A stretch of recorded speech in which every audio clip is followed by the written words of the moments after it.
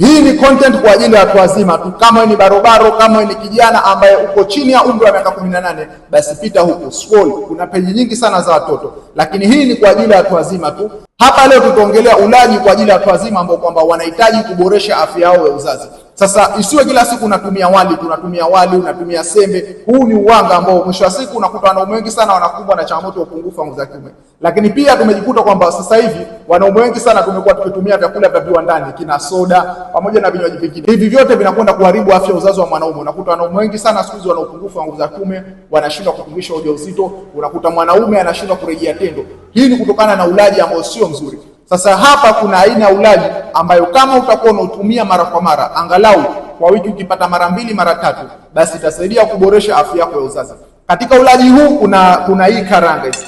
Kuna karanga, kuna hii parachichi, kuna yai, kuna nazi hizi. Ya nadhani tutakuwa tunaelewa nazi. Nazi ni kama hii hapa. Alafu then kuna na muhogo mbishi. Katika aina hizi za ulaji kila moja ina faida yake katika mwili. Na tukianza na hili hapa parachichi.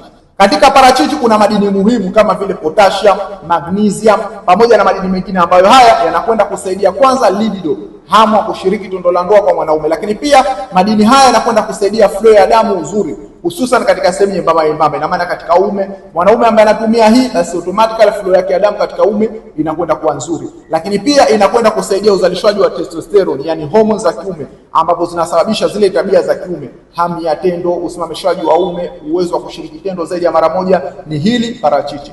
Lakini pia ukiachia parachichi kuna hizi karanga. Nadhani wengi wanaelewa umuhimu wa karanga, faida ya karanga. Katika karanga kuna madini muhimu kama vile lipidi, zinki, magnesium pamoja na madini mengine ambayo yanakwenda kusaidia uzalishaji wa hormones za kiume, testosterone.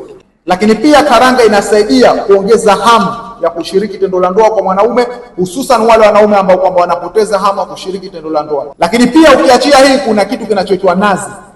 Nadhani wengi tunaijua nazi ambayo tunaipikia majumbani. Katika nazi kuna madini kama vile zinc, selenium, protini ambayo iko kamili pamoja na vitamin D. Na mwanaume ambaye anatumia nazi mbichi kwa kukata kama vipande hivi hapa katafuna au kwa namna nyingine, basi inaweza kumsaidia kama ifuatavyo. Kwanza, inakwenda kujenga misuli yake hususan katika Kumbuka uume wako umejengwa kupitia misuli miwili ambayo kuna mmoja unatoka kitovuni kwenda kushikilia ule uume, lakini pia msuli mwingine unatoka sehemu haja kubwa unaingia katika uume, ambapo ili uume uweze kusimama kwa usongi ama kwa ukakamavu, ile misuli lazima isimame kwa imara. Ina maana kama mwanaume misuli yako haiko imara, basi uume wako hauwezi kusimama kwa imara. Sasa unapotumia hii nazi inakwenda kujenga ile misuli na kusababisha uume uweze kusimama kwa uimara. Lakini pia nazi inakwenda kusaidia uzalishaji wa hormones za kiume, hizo testosterone, na kupelekea hamu ya tendo la ndoa kuweza kuongezeka.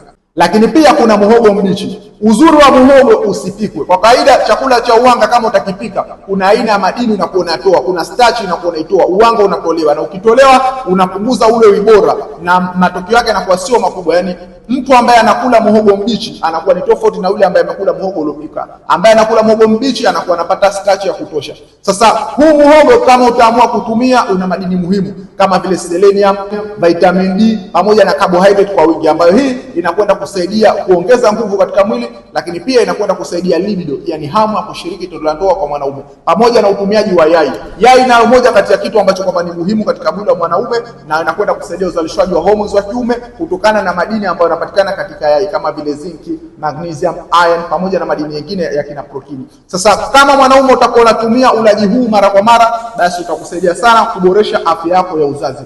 By the way, ikiwa unahitaji kujifunza zaidi, usisahau kunifollow kwa kubonyeza alama jumlisha iliyokuwa hapo pembeni ya video ili kuweza kupata taarifa zangu zaidi. Lakini pia ikiwa unasumbuliwa na changamoto yote ya kiafya, unaweza kunicheki kwenye WhatsApp kupitia namba zilizokuwa katika bio niweze kukusaidia. Ondoa chanzo cha tatizo lako ili uweze kupona tatizo lako.